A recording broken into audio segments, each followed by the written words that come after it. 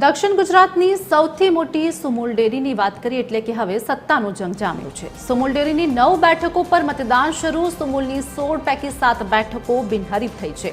સુરતના મહુવામાં મતદાન શરૂ થયું છે। કોંગ્રેસ પણ આ વખતે ઉમેદવાર ઉતાર્યા છે અને સાંજે 4 વાગ્યા સુધી સુમુલની ચૂંટણીમાં મતદાન થશે।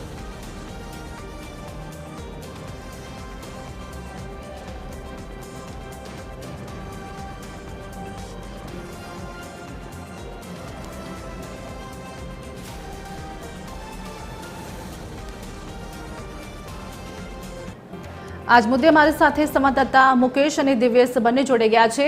अत्यारे हाल मुकेश बात करिए एटले के सुमूल डेरी ने लईने जे मतदान अत्यारे योजायुं छे तेने लईने क्यांक ने क्यांक सत्तानो जंग पण जाम्यो होय तेवुं जोवा मळी रह्युं छे। शुं हालनी वधु अपडेट मळी रही छे? जी आरती, सुमूल डेरी जे छे ते तापी जिल्ला અને સુરત જિલ્લાના પશુપાલકો માટે જીવન સમાન છે અને આ જે આજે વ્યવસ્થાપક સમિતિની ચૂંટણી છે તે આજે થઈ રહી છે, જેમાં કુલ 16 જેટલી બેઠક હતી। 16 બેઠકમાંથી 7 બેઠકો ભાજપ પ્રેરિત ઉમેદવારો બિનહરીફ થયા છે અને 9 બેઠક પર ચૂંટણી છે, જેમાંથી 4 સુરત જિલ્લાની છે અને અન્ય તાપી જિલ્લાની છે। જી जी बिल्कुल मुकेश, अत्यारे दिवेश आपनी पासे आवा मांगीश। 4 वाग्या सुधी आ मतदान चालू रहेशे अने आ वच्चे केवो माहोल जोवा मळी रह्यो छे? सत्तानो जंग जाम्यो छे, क्यांक ने क्यांक केवी तैयारीओ अत्यारे हाल करवामां आवी छे? कोई बंदोबस्त छे के शुं जोवा मळी रह्युं छे? बिल्कुल जे प्रकारे सूरतनी सुमूल डेरीमां जे प्रकारे तापी अने सूरतनी सुमूल डेरीनी चूंटणी जे छे महत्वनी कही शकाय। त्यारे जोई शकाय जे प्रकारे मतदान मथक जे छे त्यां मतदान करवा माटे थईने आवी रह्या छे मतदाताओ, कारण के जे प्रकारे 9 वाग्याथी हालमां मतदान छे शरू थई चूक्युं छे अने तेने ज लईने हाल आ सौथी मोटी डेरी जे छे तेने लईने मतदान छे ते हाल शरू थई चूक्युं छे। खास करीने वोलपाड जे बेठक छे तेमनुं मतदान सूरतमां आव्युं छे अने तेमां 42 जेटला मतदारोनी संख्या छे अने खास करीने आ तमामनुं भावी जे छे ते नक्की थशे। कन्वीनर जे छे मुकेश पटेल धारासभ्यनी साथे बात करी। साहेब, केवो उत्साह छे આજે ચૂંટણી છે? उत्साहमां આપણે જોઈએ છે કે શરૂઆતી ઉત્સાહમાં છે, કેમ કે 16 માંથી 7 સીટ તો બિનહરીફ થઈ છે। 9 સીટ છે, 9 સીટની ઉપર પણ ભારતીય જનતા પાર્ટીના ઉમેદવારો છે તમામનો વિજય થવાનો છે। હા સાહેબ, શું કહેશો જે પ્રકારે આખી તૈયારીઓ કરવામાં આવી હતી ને હવે આખો જંગ? તૈયારીની અંદર બધા પશુપાલકો, મતદારો ભારતીય જનતા પાર્ટીની સરકારની ઉપર વિશ્વાસ છે।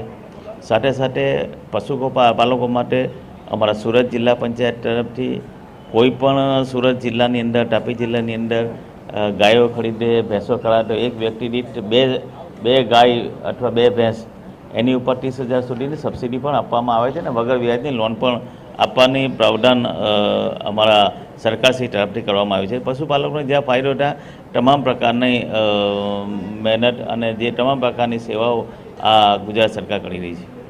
બિલકુલ જે પ્રકારે હતા કન્વીનર, ખાસ કરીને જે પ્રકારે ચૂંટણી છે અને તેને જ લઈને જે પ્રકારે ચહેલ પહેલ અત્યારે જોવા મળી રહી છે। મતદાતાઓ જે છે તે મતદાન કરવા માટે આવી રહ્યા છે અને ખાસ કરીને 16 બેઠકો પર જે છે તે મતદાન યોજાવાનું હતું, પરંતુ 7 બેઠકો જે છે પહેલાંથી જ બિનહરીફ થઈ ચૂકી છે, ત્યારે બાકી બચેલી જે 9 બેઠકો જે છે તેમને લઈને હાલ જે મતદાન જે છે તે કરવામાં આવી રહ્યું છે। શું કહેશો જે પ્રકારે આજે મતદાન થઈ રહ્યું છે, શું લાગ્યું? સુમૂલ ડેરીની ચૂંટણીમાં ઓલપાડ મત વિસ્તારમાં જે રીતે મતદાન થઈ રહ્યું છે, મારા ઘણીમાં હું ચૂંટણી લઈ રહ્યો છું, પણ આ ચૂંટણીમાં સૌથી વધારે મારા તરફી લોકોએ જે મતદાનમાં મને ઉમળકો બતાવ્યો છે એનો આજે મને મારા જીવન એક અવિસ્મરણીય પ્રસંગ છે। શું લાગે છે મતદાન કોના પક્ષમાં થશે અને કેવું રહેશે મતદાન? સ્પષ્ટ છે કે ભારતીય જનતા પાર્ટીના ઉમેદવાર તરીકે મારો વિજય નિશ્ચિત છે।